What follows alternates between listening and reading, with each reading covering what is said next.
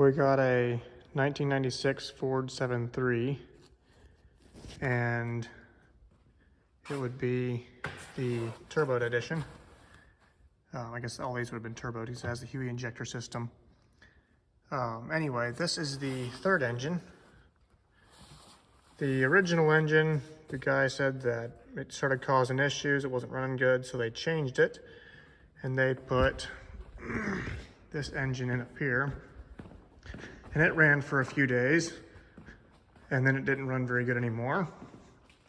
It was a used engine, and this is what I discovered.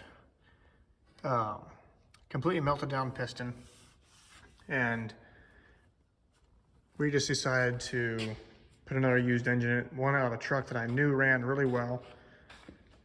So that's what we did, and we put new injectors in it because I thought that was probably caused by injector failure, even though they were new injectors from O'Reilly's before on that engine.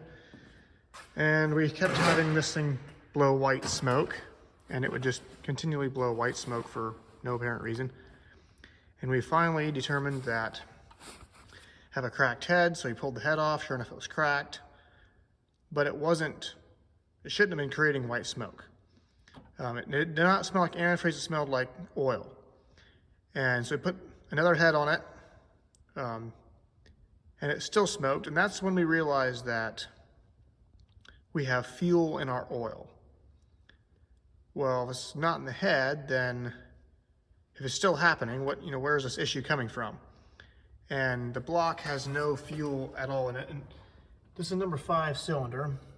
After we put the second head on there, didn't take very long of driving it before we blew a head gasket.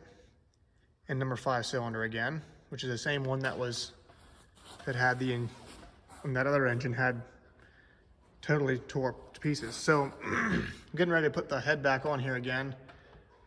And I think what we're dealing with is a wiring issue, either in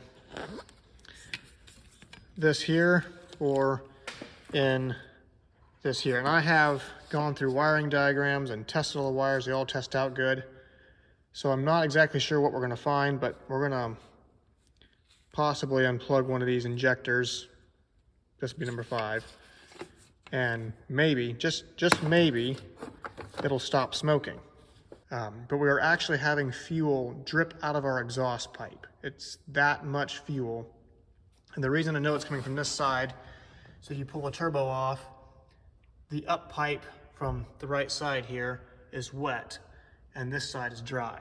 So I know it's coming from this side, which makes complete sense with what we've been dealing with so far. Still, there's a lot of questions. What are we going to find? How are we going to figure this thing out?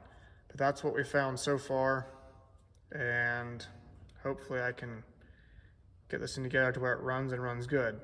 So to test your wiring, you come over here. This is the IDM right down here. This is the third one on this truck, I believe.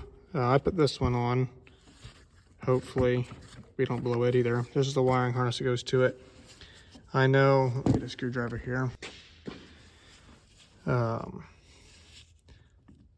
This pin, so it's this pin, this pin, this pin, and this pin are for the right bank.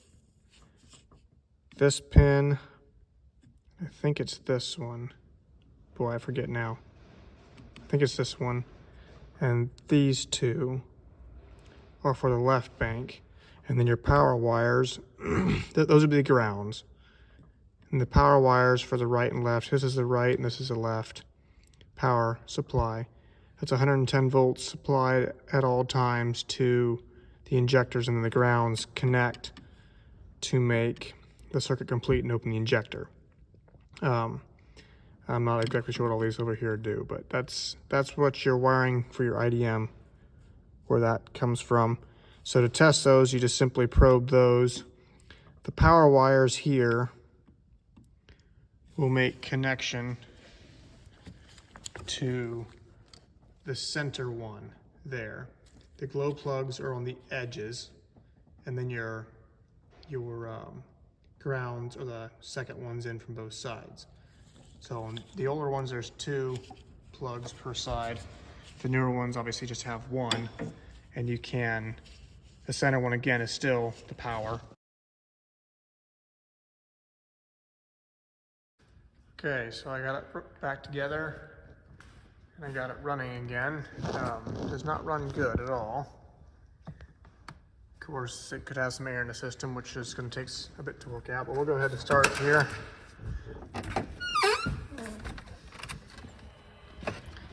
Did a kilo injector test and it was all tested out fine.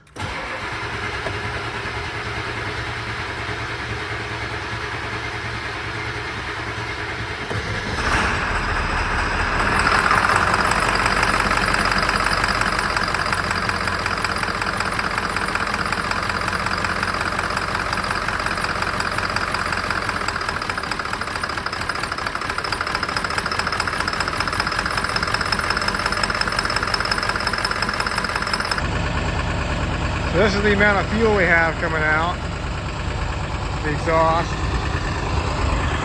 And right now I have 2 injectors unplugged.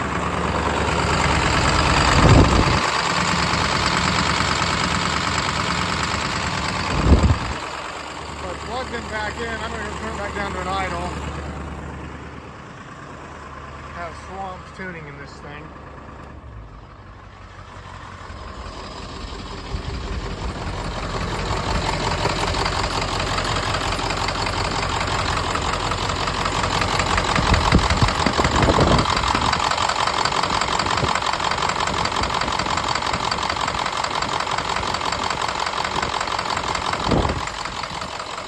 See, it made absolutely no difference on how it runs. We unplug this one here.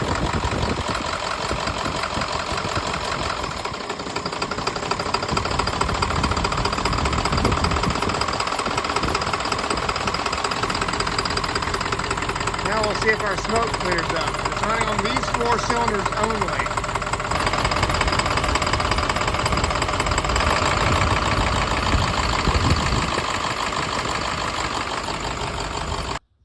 All right, folks, figure out what the problem was with this truck after many hours of testing.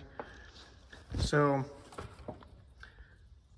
that wiring harness was plugged in and not doing any good. It wasn't running at all in those 2 cylinders back there.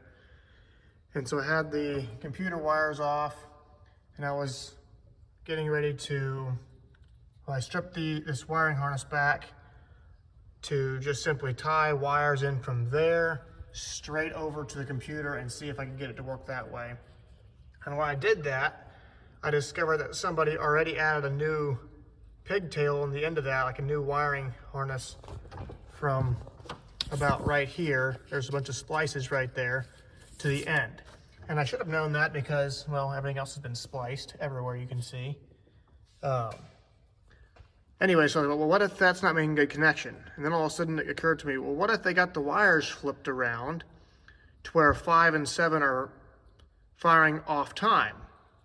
And so I got to testing, something I never thought about before, and sure enough, the wire that's supposed to run number 7 was powering number 5, and 5 was powering 7, which makes complete sense why we were dumping fuel out our exhaust pipe and getting fuel into the oil, and why it was smoking white.